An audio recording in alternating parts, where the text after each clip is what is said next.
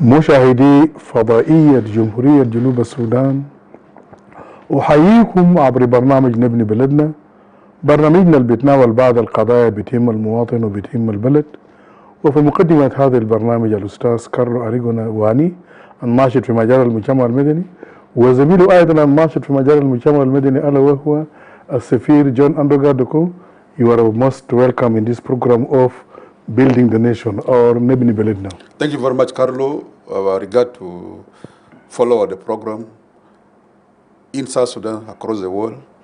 We are here to continue with the civic educations, and we are expecting in the studio shortly the Director General of the National Bureau of Statistics to come and elaborate on the activities of the National Bureau of Statistics. Carlo, we are counting down toward election. Now, since we are now counting down towards election, Yes. 7 months and 10 days from the extension, Yes. we are left with some activities only to be covered in this 2025. Yes.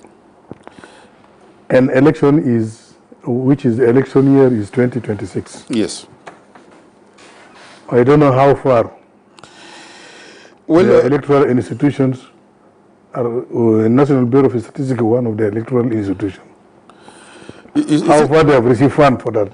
See, Carlo, at the end of the day, the critical point in the election in the Republic of South Sudan is a political will. Once there's a political will, the red activity will fall in. Because without political will, election cannot go forward. And that political will should come from the 5 bloc who are the party to agreement. That is incumbent Tigonu, led by the president, and the political grouping under the incumbent Tigonu,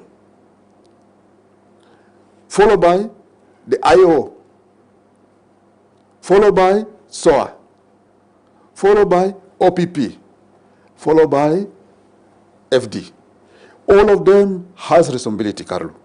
This country cannot be kept hostage under the deception of lack of decision by some political party. The time has come now for people of South Sudan to look this politician in the eye and ask them, what is the dilemma Of taking decisions. taking decision on this? What are you fearing? This program, Build a Nation, Carlo, will not hesitate, tell the truth.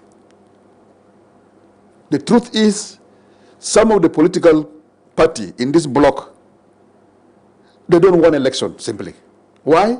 Because they fear to be put before the people of South Sudan to get the mandate. SPLM under President Salva Kiir have tested the will of people in 2010 election. Yes. And they know the will of the people. The rest of these political parties, some of them have also tested, and they know their capacity. So we want to appeal to all the 5 political blocs that put interest of South Sudan before anything else. This country...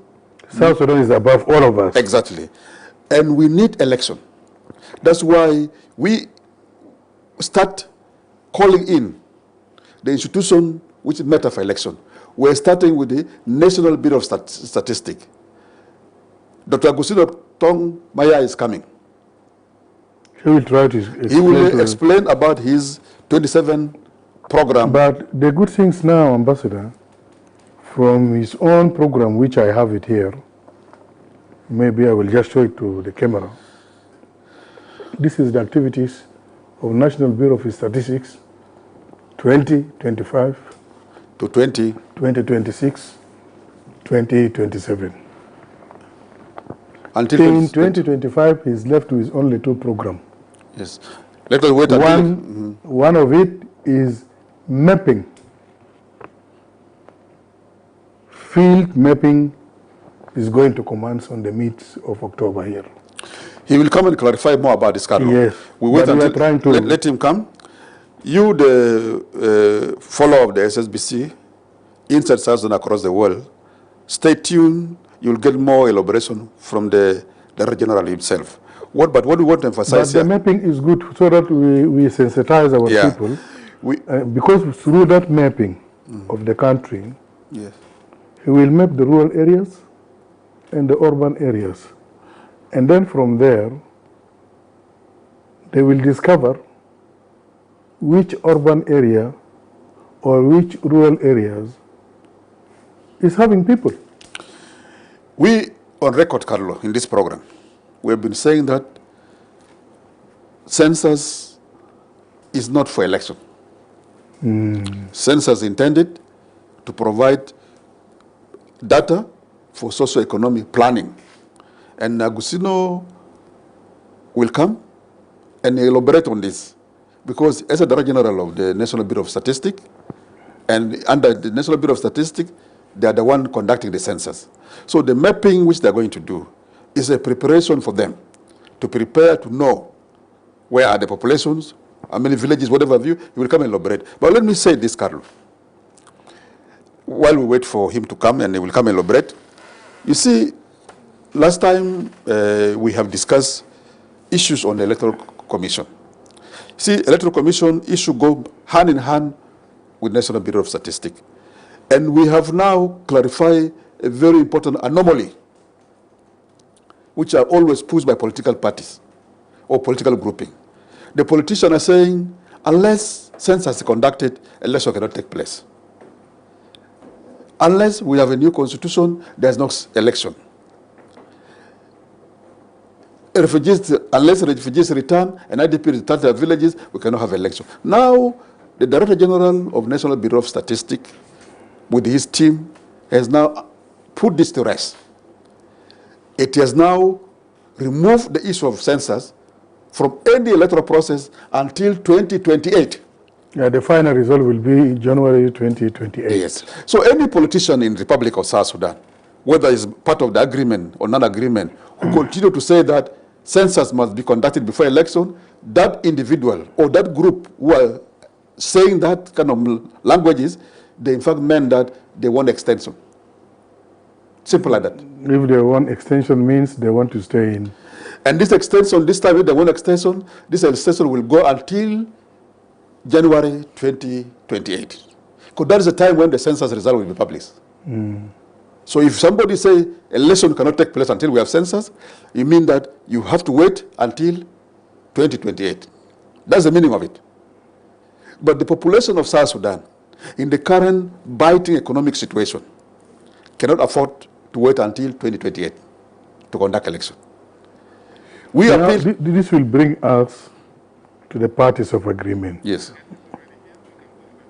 Before I elaborate on that, let us go for a short break, and we shall be back as soon as possible. Our guest is already Thank you. on that, Thank you. so that we can Thank you. continue from there. Thank you. Thank you.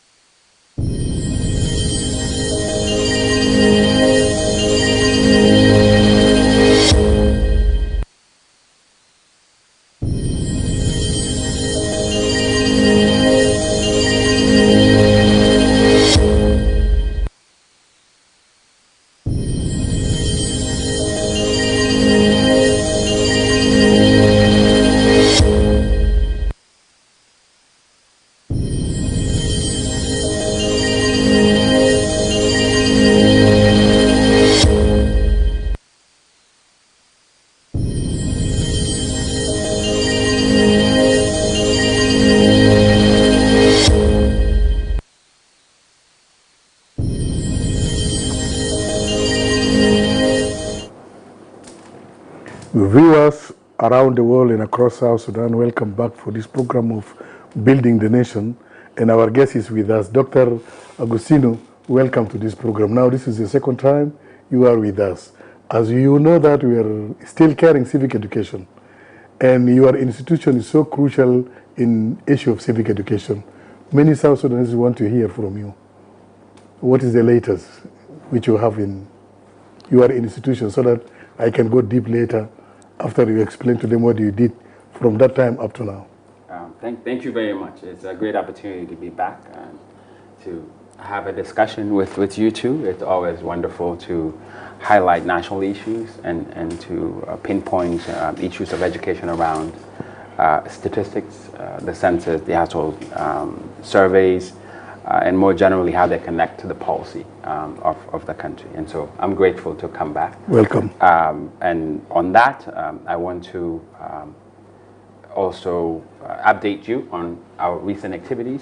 When we last met, we discussed the census plans. We also discussed the 2 major surveys we were undertaking. And at that time, we were engaged in data collection for the 2 major surveys. We are also engaged in developing the plan for the census. Good news is that we have now finalized the collection of 2 data sets. The household budget survey, which focuses on the economy and the general well-being of the population.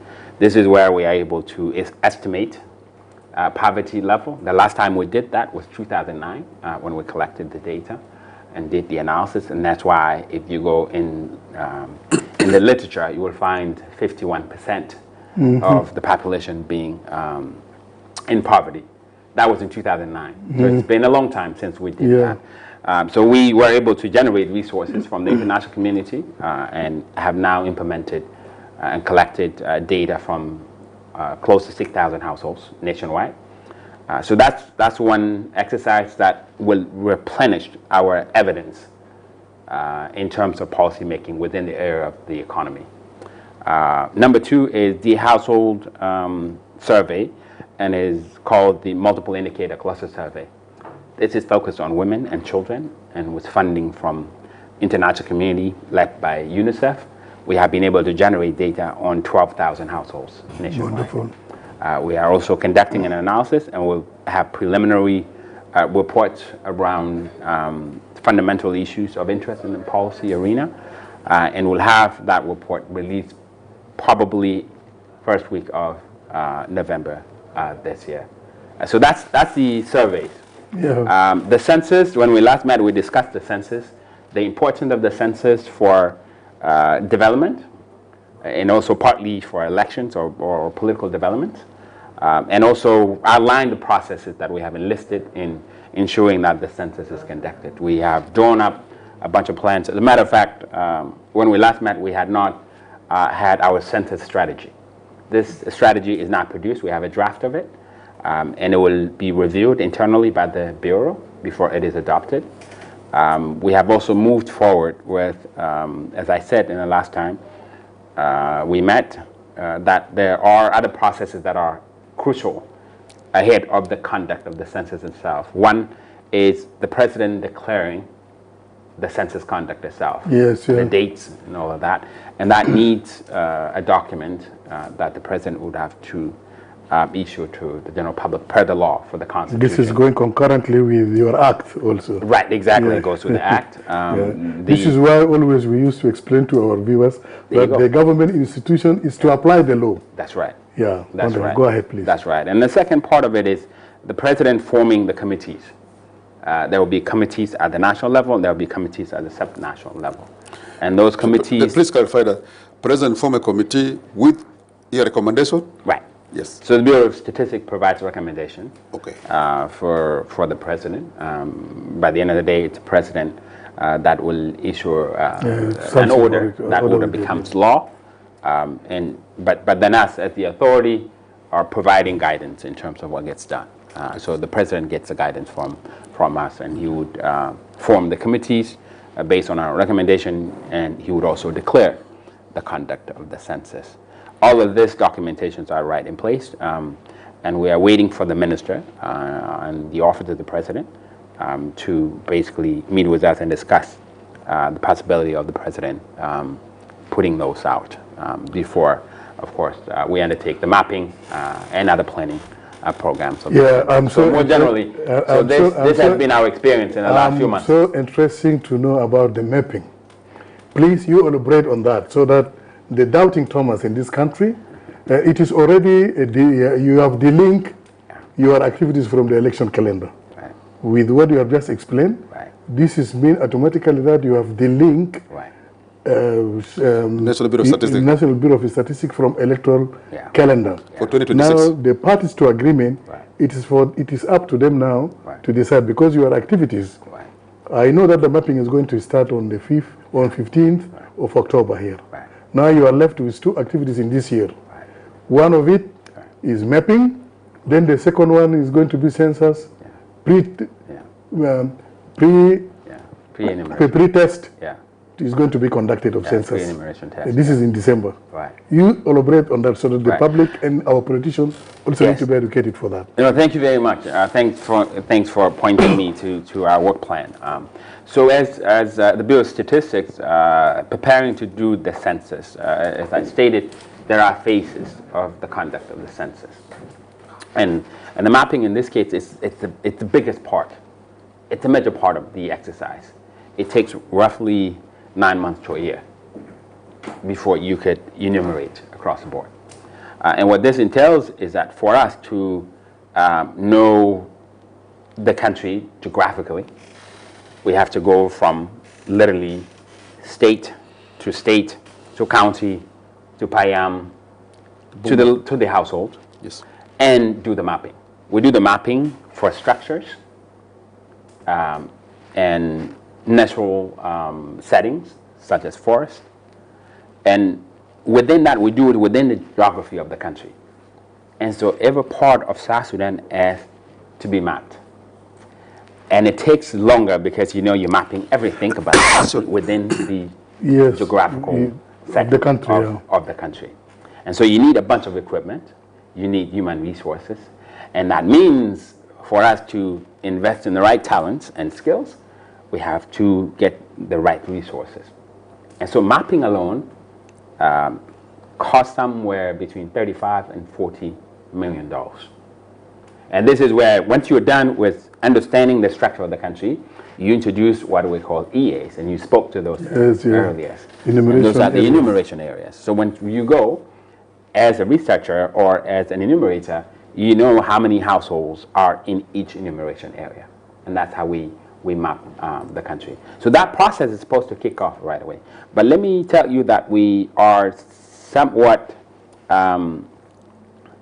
not sure if that's going to happen because we have not been able to get the resources that we need from the Ministry of Finance. And as you all know, hope so God will help. Yeah. You will receive We're working hard. The Ministry of Finance this noble work, we hope that you will get resources for that. And absolutely. And we are putting a lot of effort with international support in order to generate resources. But as you all know, our country is in very dire economic difficulty. Do you have contact with our business community here in the Republic of South Sudan? We do. I mean, but again, this is why we're here.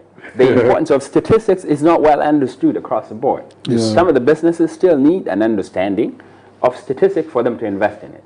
And that's why these discussions are very important. So yes, we have contact with some businesses. And I'll give you an example where a business has actually intervened. 2 businesses have actually come to the Bureau of Statistics. One business came and actually drilled a well. You might have seen it when you paid us a visit. There's a well now at the Bureau, a water well, which we will operationalize in setting up all the water access points and then making sure that the water is treated. So then we don't buy water from anybody. A business, a private sector entity invested over $10,000 in that. And they came aboard. The door, once you come to the Bureau, you know the gate? Yes. The gate was an old one, and the private sector showed up and gave us that gate. Wonderful. With all the design. And so yes, the few businesses that are able to pay keen attention to the importance of the Bureau of Statistics have actually come forward and showed their support. And we would like to do more education so the private sector can support the government and strengthen this the is why statistical this program is of the so country. crucial. The data is for everybody. Yeah. If you want to expand your business, You're going to need some data on population. Yeah. You're going to need some data on infrastructure. Yeah. You're going to need data on penetration of technology. All of that is going to come from the Bureau of Statistics. But Agustino, let me ask you this question. Yeah. You have highlighted a very important point. Yeah. The point which I want to ask you is this. Yeah. You alluded to that you need about 35 million or so to do the survey or mapping. Yeah. Now, if that money is not there, it means that the work plan you have, which will terminate with the report in January 2028, will fall back. True. Definitely. Yes. Now, this question I'm putting to you because, Agustino, you are here, like my colleague Carlos said, we have been telling our people here in this program, this is a very important civic education which enlighten people about the situation going in the country. The National Bureau of Statistics is one of the key institutions which have the association with the electoral process. Right. The National Constitutional Review is another one. Yeah. Political Party Council is another one. And the mother of all is the National Electoral Commission. Right. Now, recently you have done presentation to the High Committee for Implementation of Peace Agreement. That's right. About the status of your institutions. Right. Did you present this program to that committee? That's one. That's my question. The second thing is that this is what we have for Electoral Commission is here. Electoral Commission's presentation. What we don't have is the constitutional review. We went to them. Yeah. We want to be on record to the public here. Mm-hmm. We went to Electoral Commission to give us their update like yours. Yes. They say it's a work in progress. But then we asked them, what did you present to High Committee? Because whatever you present to High Committee is what we want to share to the public. Right. They said it's not ready. And then when it's ready, we'll also invite the chairperson of the National Constitutional Review Commission to come here and elaborate on that. But the point which Carlo made earlier to you, which I want you to elaborate clearly, is that it is clear now that 2026 election, the National Bureau of Statistics will not be ready to produce any census report. That's right. That is something you need to put on record. That's right. If that is the case, then the politician, wherever they are, they must not know that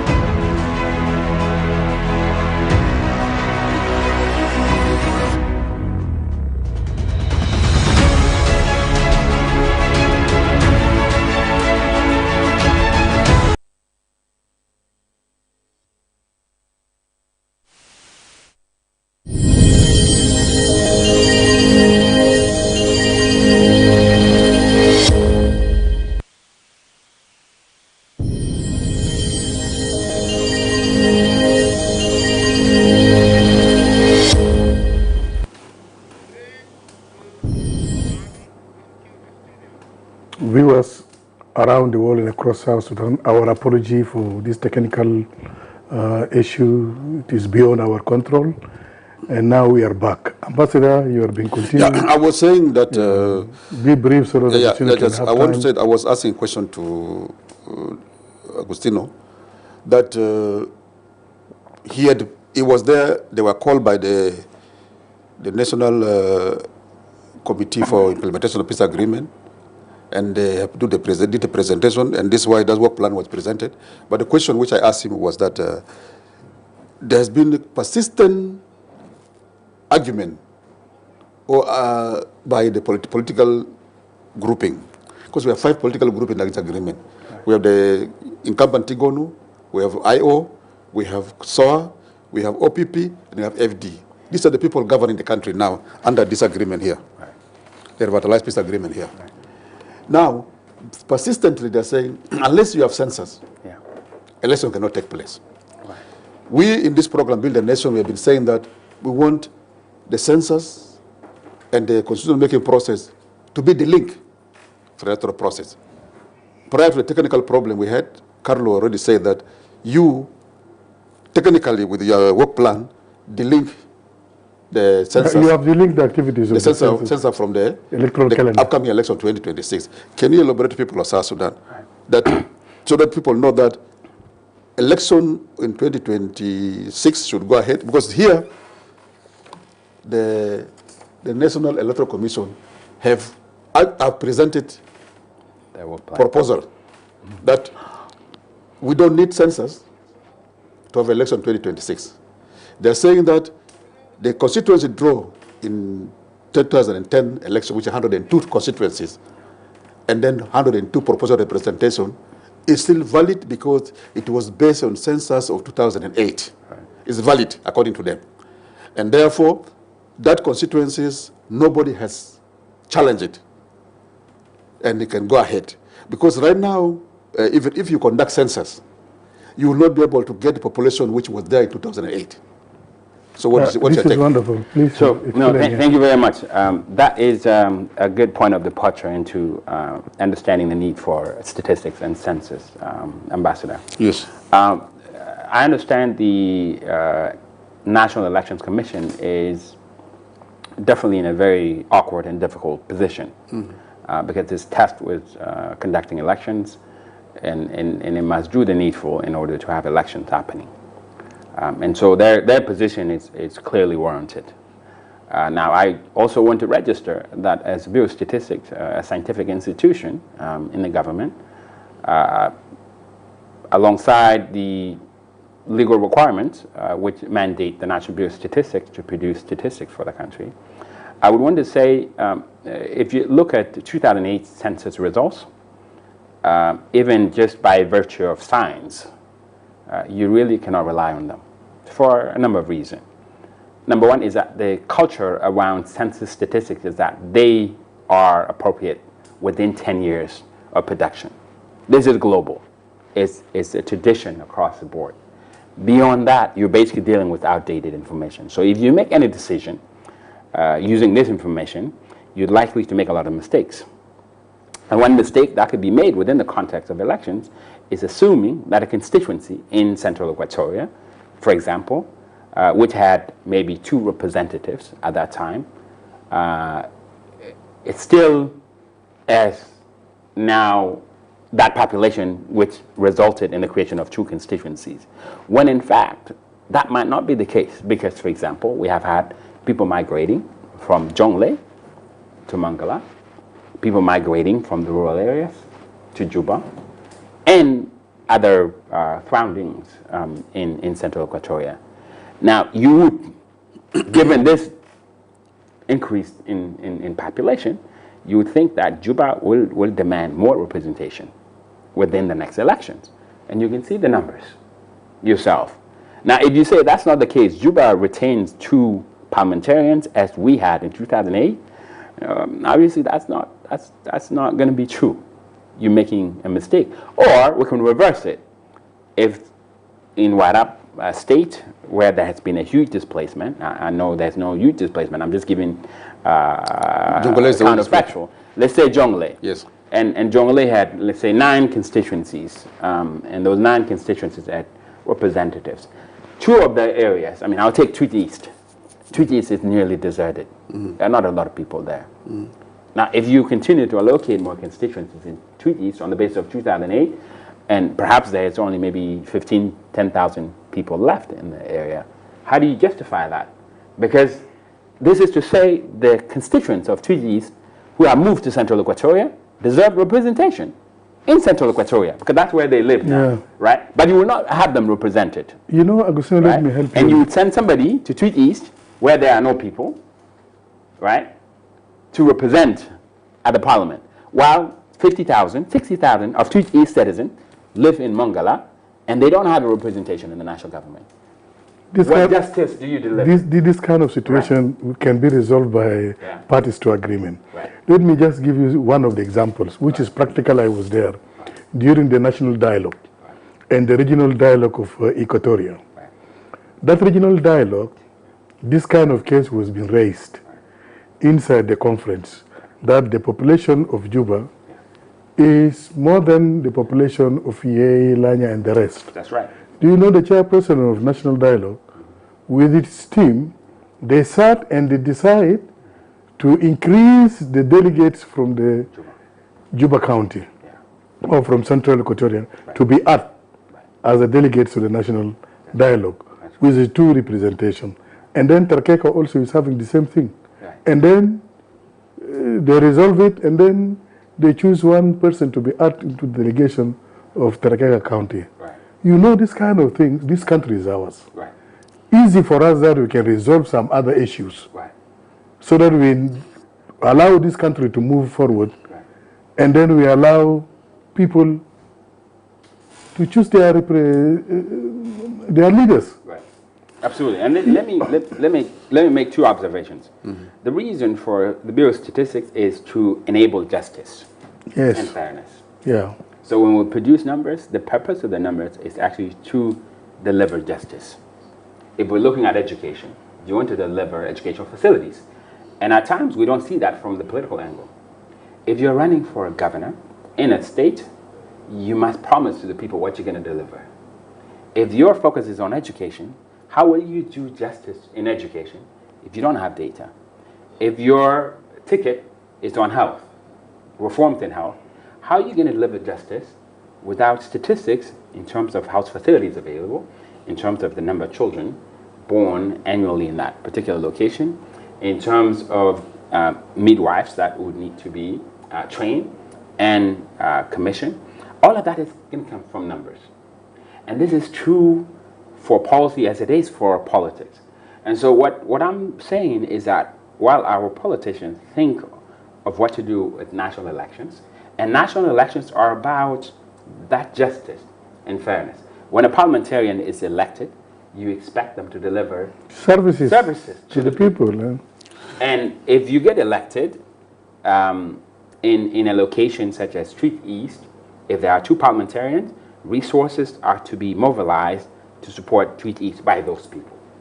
That's the whole idea. And so if you have me as a representative of Toy North County, some experiences. And there are no people in Toy North County. We have some experiences, Honorable Dr. Agustino. We have schools which has been built in the bush. No people there up to now. Up to now, the schools are remain in the bush because there is no population there, and we need to correct the situation. That's right. Let me ask this question, Agustino, after what you have said. In this program, we have discussed that we must be very careful with the census result. It can be on both sides. It's double sword. Because if you conduct a census today, assuming that you have all the data you have now, like you put it correctly, Jonglei is empty. There's no way you could say we must give justice for Jonglei, because there are no people there. They move to Mangala, some of them. And then Upper Nile, majority of them move away. The question now is, there is a necessity for political leader to take political decision. That's why some of us, including myself, are inclining to using the data of 2008, and despite with all the respect for the scientific data, whatever view, because 2008, there's a sample of population there in this area. Now, situation in this country, Republic of South Sudan, is mostly politically. Right. We don't want census produced for us prelude for another crisis. True. Because now, if you see, you make a report, say, okay, 2008, Jungule has this population, and they have this household. Right. But now in 2025, these people are not there. Right. They moved to Equatoria. Right. But Equatoria is a state on its own. Right. It's not Jungule. Right.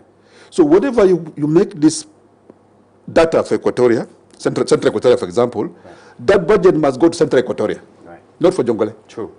Now, there are going to be injustice done to Jungule State. True.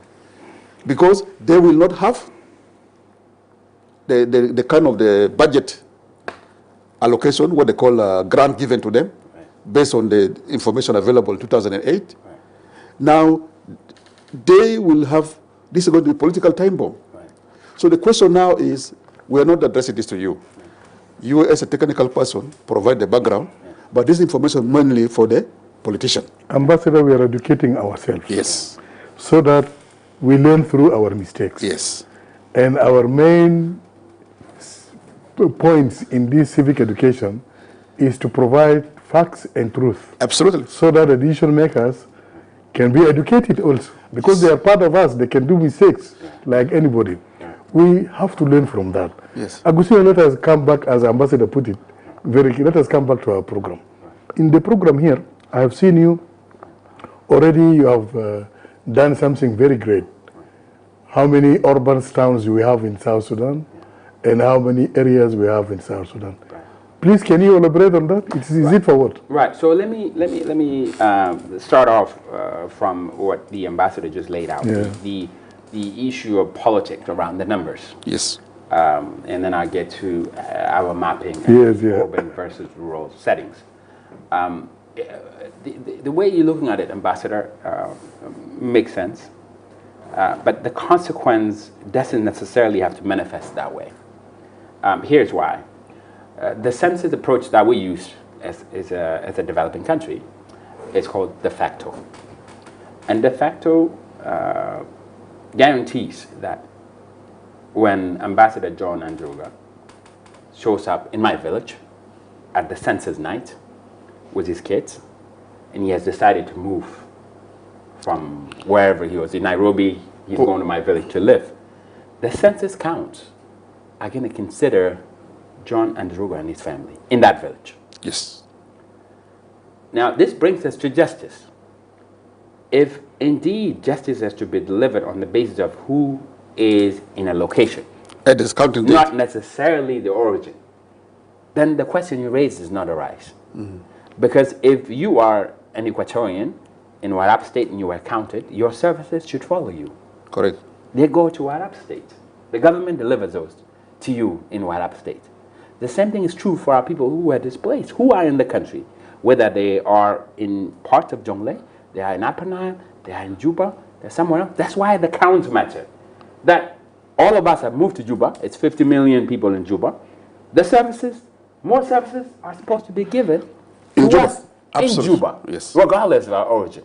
And so if our thinking around data science or data is that it delivers services to people wherever they are, then there's no argument over this issue of displacement. But Agustino, Yeah. if what we are saying is, this is a natural migration. Yeah. People move in search of job. People move in search of whatever reason it is. But the situation in South Sudan here, this movement of people is not in search of job, not in search of this situation. It is the natural disaster, like the flooding, And the conflict. force them to move, And conflict. and the chronic conflict. Yes. So this, you the technical people, need to put this in the factor, because the movement of the huge movement of from Upper Nile to the area is not because people want to move. Yeah.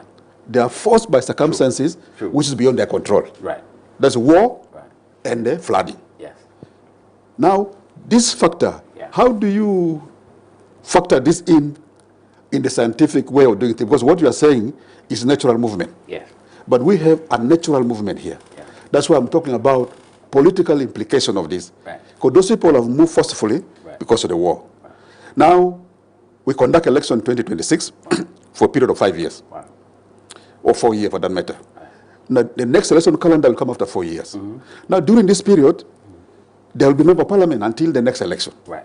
You will conduct census in between here, and also during this period of 5 years, population will start returning to their villages, which will offset the absence of those people there. The empty place where you got in the census would have been filled up over a period of time. That's why the argument of balancing or compromise. Maybe the word compromise is not acceptable in scientific work, but in our situation, let us have a hybrid of technical, international technical accepted way of doing things, going together with the political reality of the country. How do you handle that? No, I agree with you 100%, Ambassador. I'm not challenging your position. What I'm telling you is that in an ideal setting, regardless of what displaces you, if you are displaced within your country, you should continue to receive the services. Absolutely, absolutely. If the parliamentarians that we are electing are indeed to deliver services to us, then it does not matter whether I come from Tonj or I come from Awil. If I'm in Equatoria and I'm counted in Juba, whoever is going to be an MP of Juba County, that's my representative. Yes. That's how the world works. It's correct. Right? Yes. And so I am required by law to demand services from Absolutely. Where I am. Now, if we embrace that, then whoever is displaced across the country, wherever they will be found, will have a representative, wherever they will be, regardless of origin. Whether they are displaced by conflict, they are displaced by natural disasters, they are supposed to be represented and be given services. Correct. So that's the most important. Agree. Now, number two is, if they were to move back to their origins, that's also fine. And that's why statistics is here to continue to do what we call vital statistics generation. When people return from Uganda, we know how many people are returning from Uganda and from where. And we point to the government. We have 50,000 people who have just arrived. 80% of them are children. What does this really mean if they are in Kojikaji? It means Central Equatoria has to mobilize resources, build more schools, build more health facilities, and provide economic opportunities for the returning people. And so we'll be doing what we call statistical registrations, vital statistic generations, and also conducting surveys every 3 to 5 years in order to map all these needs. So it's not a one-time thing. You do the census and then you reinforce the census with those records continuously. You can still deliver services across the board. Well, let me ask you one question more. Before you ask him, he did not answer my question. I will now get to this. He'll come to that one, but let him have this thought, which we are starting now. On the same level, assuming that, let's say Jongole, people displaced from Jongole, they are now in Mangala. Okay? The situation, election is conducted next year. Member of Parliament from the population who are displaced, they're elected as part of the Central Equatoria constituencies in the Parliament. Before the electoral calendar finish, the situation in Jongole stabilizes. Okay? This population goes back. How are they going to be represented? So they will still be represented until the next election cycle. Yeah, but now it doesn't change anything at this point. When they went back to Jongole, in the original places, because the place was empty, election 2026 does not have representation. Who will speak for them? Well, if you have another elections, or you will have, this is a good point to raise, right? You're going to have, again, you're going to have to do those intercensual data collections activities in order to map where people are moving to. And you can provide, within the period that the census is waiting to be conducted, you can provide guidance as statistical agency to say population movement has occurred in this place. And you can add that to the policy discussion to redraw the constituents. This is done world over. You could redraw within 10 years of census conduct constituencies across the board, because you know that population is moving. You have the numbers. Only if you don't have the numbers would you be troubled in order to come about making a decision. But still, withdrawing the constitution. the point here is this, please, because this is something which confuses a lot of people. Right. You see, the point here is this. Yeah. Census, as from your explanation, is done every 10 years. Yeah. That is why it is valid. Right. Anything before 10 years is no longer valid, right, based on scientific information you have. Now, what we're saying here is, you have now scheduled census to be done, and the result will be published in January 2028. Yes. So the next one, January 2030, Right. 38. Right. You see? Right. The next election, the next census will be done is January 2038. Right. Some of us may be there, some may not be there, we don't know. Right. But the question here is this. Yeah.